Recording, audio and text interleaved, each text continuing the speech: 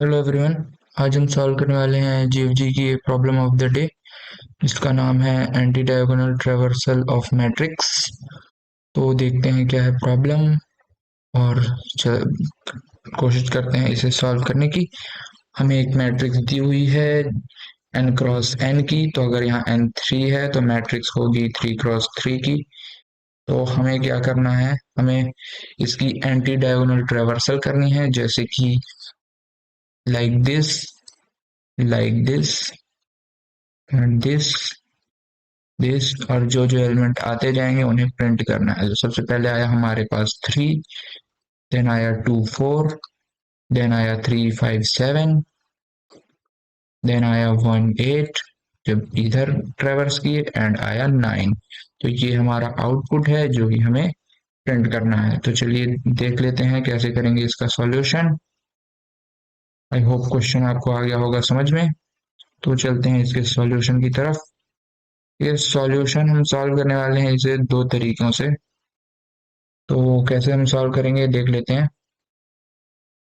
तो पहला सॉल्यूशन जो है, सबसे पहले हम अपना पहला सॉल्यूशन की तरफ देखते हैं जो कि थोड़ा स्पेस लेगा पहले, दूसरा और ऑप्टिमाइज होगा। देखिए हम क्या करेंगे, सबसे पहले तो इसकी जो इंडेक्सिंग लिख लेते हैं। तो ये है 0 0 पर, ये है हमारा 0,1 पर, ये हमारा 0,2 पर। इसकी जो इंडेक्सिंग है वो है 1,0, इसकी है 1,1, और इसकी है 1,2। इसकी जो इंडेक्सिंग है वो है 2,0, इसकी जो इंडेक्सिंग है वो है 2,1, इसकी जो इंडेक्सिंग है वो है 2,2। ऐसे हमने सबकी इंडेक्सिंग लिख ली। अब देखते हैं। देखिए जब हम ये ट्रेवर्स कर रहे हैं तो जो रो और कॉलम का जो सम है वो क्या आ रहा है, 0 आ रहा है, ठीक है।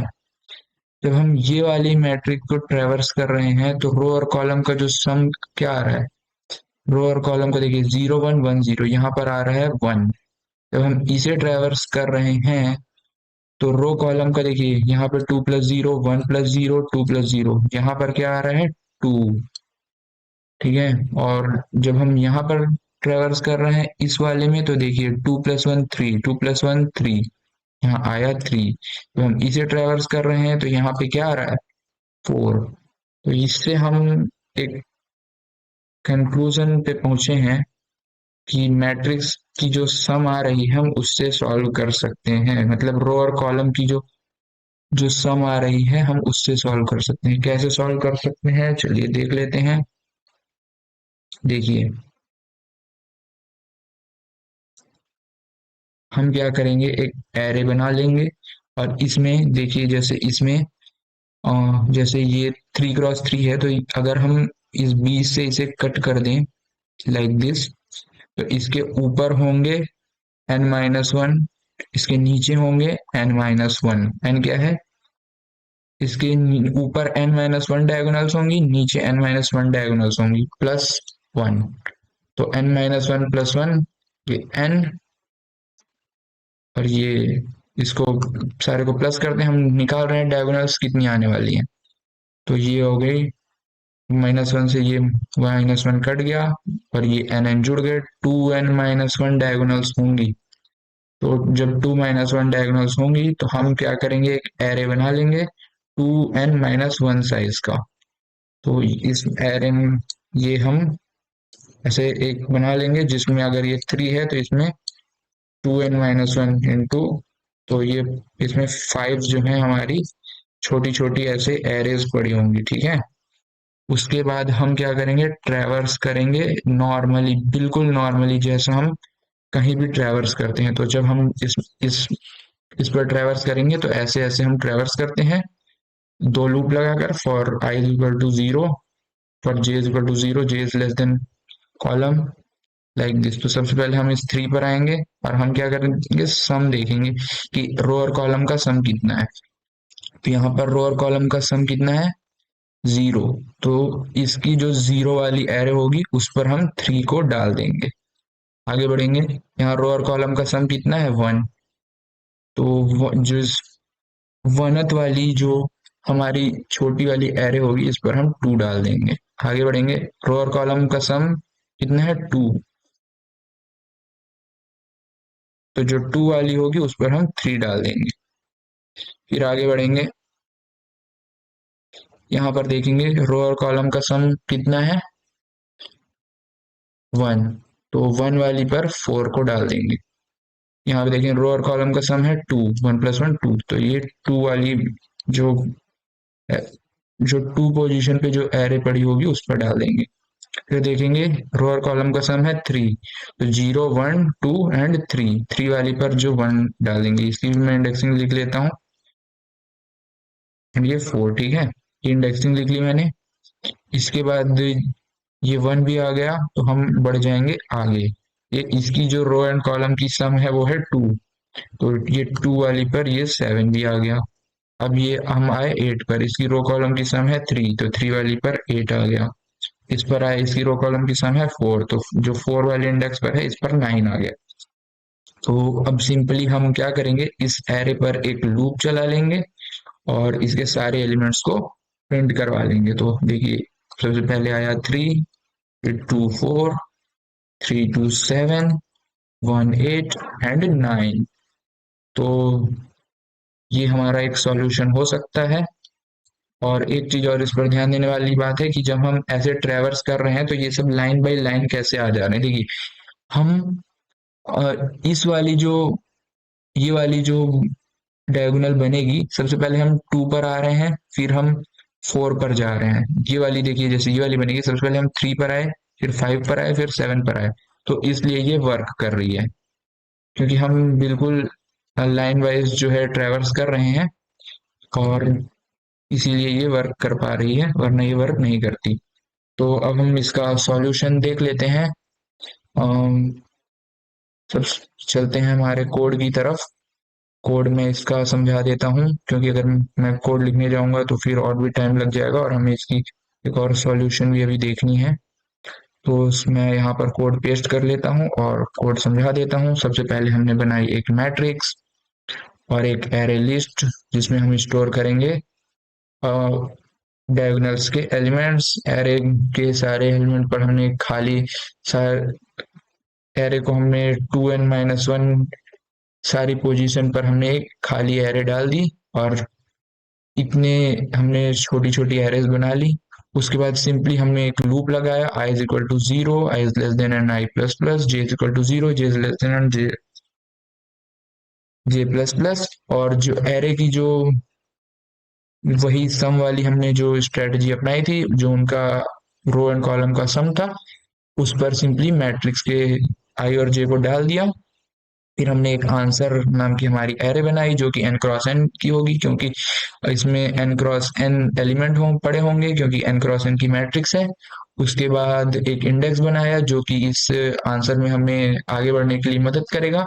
और सिंपली इस एरे में हमने लूप चला लिया। ये जो हमने एरे ये यहाँ जो बनाई थी, जिस पर हमने सारे डायगोनल्स के एलिमेंट स्टोर कराए थे, उस एरे से निकाल कर हमने इस आंसर वाली उस एरे लिस्ट से निकाल कर हमने इस आंसर वाली एरे लिस्ट में सारे डाल दिए, और फाइनली हमने अपना आंसर रिटर्न कर दिया। तो इसे कंपाइल कर लेते हैं।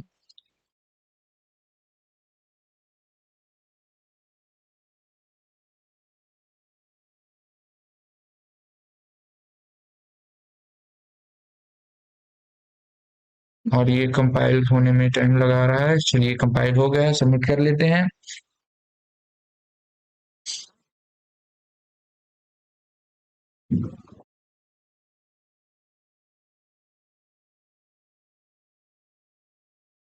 तो सारे टेस्ट केसेस भी यहाँ पर पास हो रहे हैं।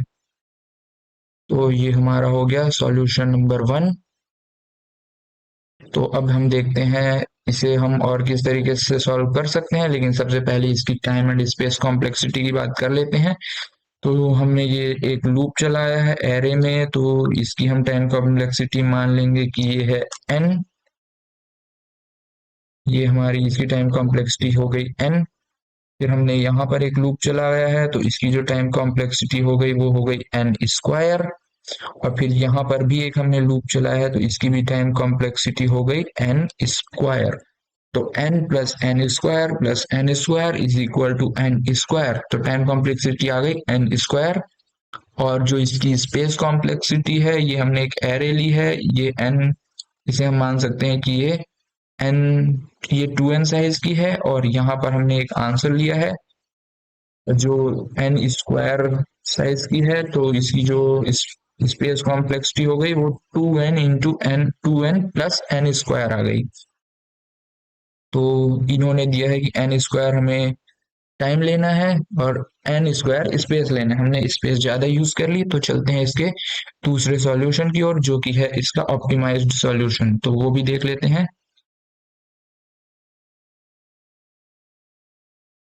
तो इस सॉल्यूशन के लिए हमें क्या करना है, देखिए इस सॉल्यूशन के लिए हम इसे दो भागों में बांट लेंगे, एक होगा अपर हाफ, एक होगा लोअर हाफ। ठीक है, तो अपर हाफ के लिए हम पहले लूप चला लेंगे और लोअर हाफ के लिए हम बाद में लूप चला लेंगे। तो देखते हैं ये सॉल्यूशन कैसे होगा। इस कोड को मैं हटा देता हूं। तो देखिए, जो ये हमारा एरे जो हमें दे रखी है, इसका ये हो जाएगा अपर हाफ।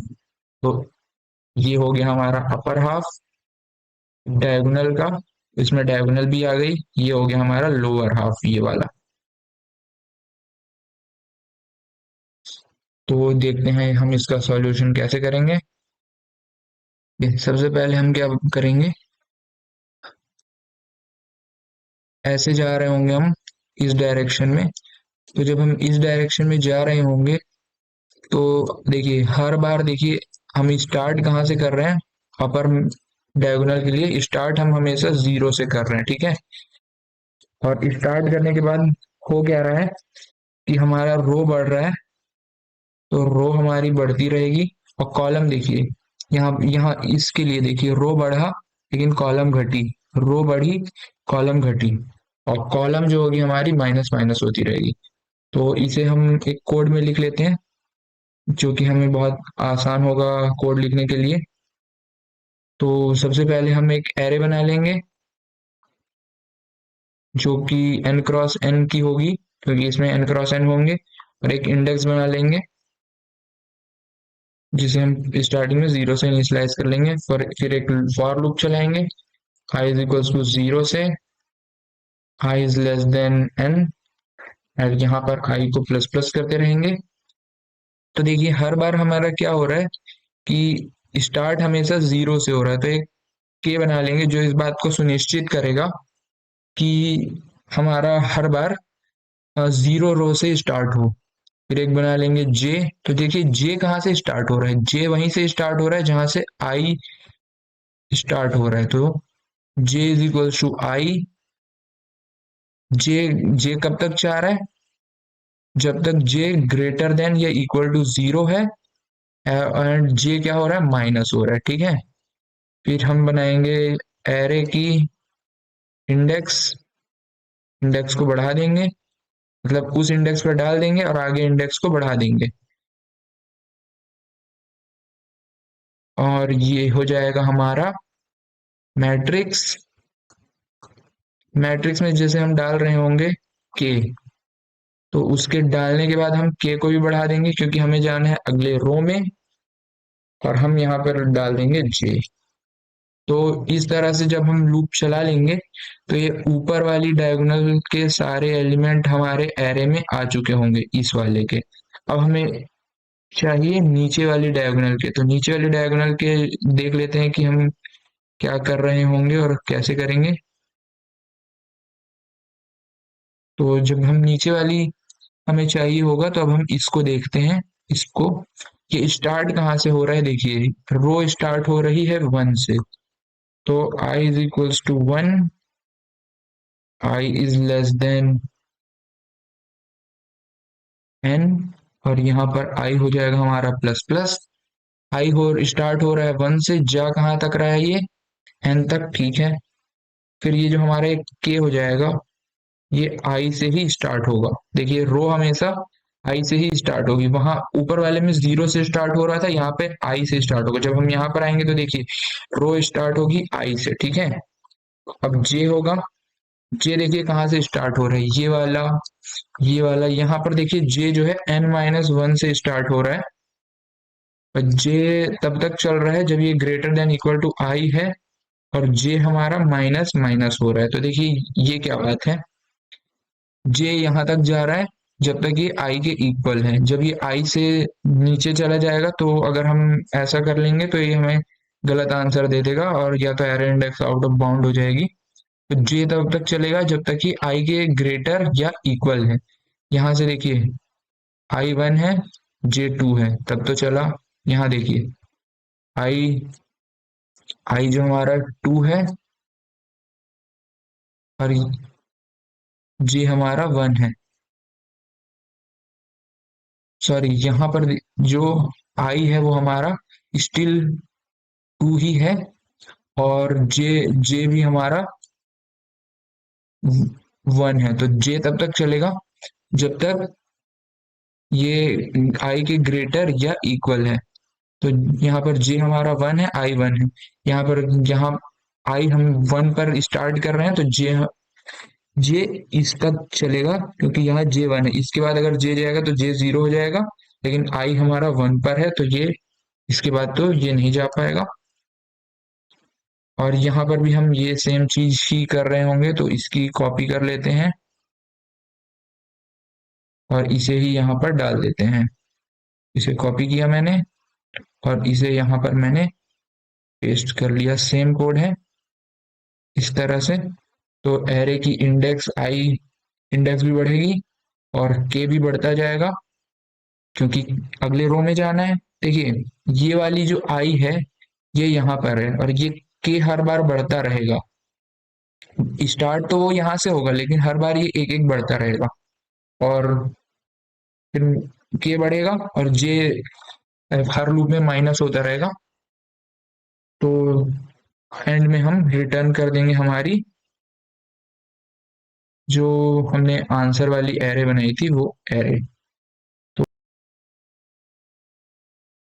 तो अब इसका सॉल्यूशन देख लेते हैं। सबसे पहले हमने एक एन डिक्लेयर किया है जो कि मैट्रिक्स की लेंथ बताता है, ये एन क्रॉस एन है, तो हमें एन मैट्रिक्स की लेंथ मिल गई। फिर हमने एक आंसर डिक्लेयर कर लिया एन क्रॉस, जिसका साइज एन क्रॉस एन है, क्योंकि इस मैट्रिक्स में एन क्रॉस एन एलिमेंट्स होंगे, तो आंसर में भी एन क्रॉस एन को हम स्टोर करवा लिया है। फिर एक इंडेक्स बनाया है हमने, जिसे हमने जीरो से इनिशियलाइज कर लिया है, जो कि इस आंसर वाली पर हमें आगे बढ़ने के लिए मदद करेगा। फिर एक जीरो से एन तक एक आई की लूप चलाई है। फिर के को हमने जीरो पर बैठा लिया, क्योंकि जो ऊपर वाली मैट्रिक्स थी उसमें हमेशा जीरो से स्टार्ट हो रहा था के।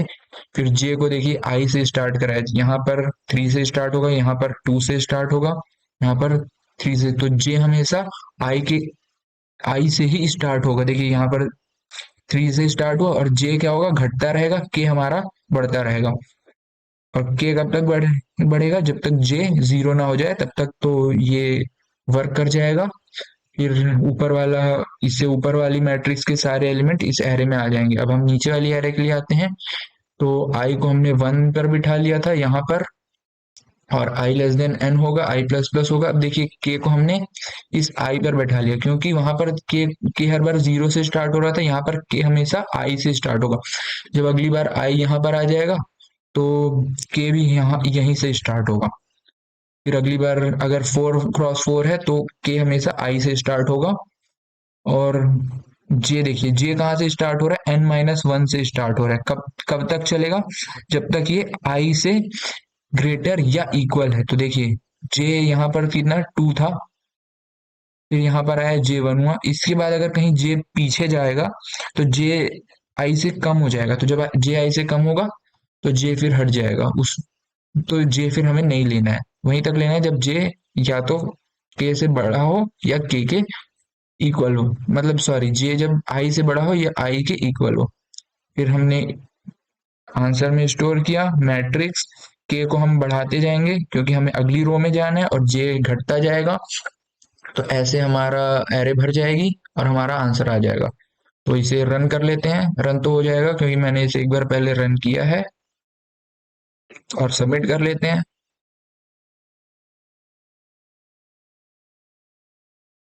तो ये कोड भी सबमिट हो गया है। आई होप आपको समझ में आया होगा और सॉल्यूशन अच्छा लगा होगा। तो इसके हमने दो सॉल्यूशन डिस्कस किए हैं। इसकी जो टाइम कॉम्प्लेक्सिटी है वो तो हमारी ओ ऑफ एन स्क्वायर है। पहली बार हमने लूप, क्योंकि हमने पहले ये जो लूप चलाया है इस पर चलाया है, ये चलाया है इस पर चलाया है, तो ये जो टोटल जो लूप चलेंगे वो एन स्क्वायर टाइम्स चल रहे होंगे। और स्पेस जो हमने यूज की है, अगर हम इस एरे की स्पेस को मान के चलें कि जो हमें रिटर्न करना है, तो स्पेस में हमने यूज की है एन ऑफ स्क्वायर, लेकिन अगर हम इसे नहीं माने तो हमने इसे किया है कांस्टेंट स्पेस में। तो आई होप आपको अच्छा लगा होगा। अच्छा लगा तो लाइक कीजिए, सब्सक्राइब कीजिए, एंड थैंक यू।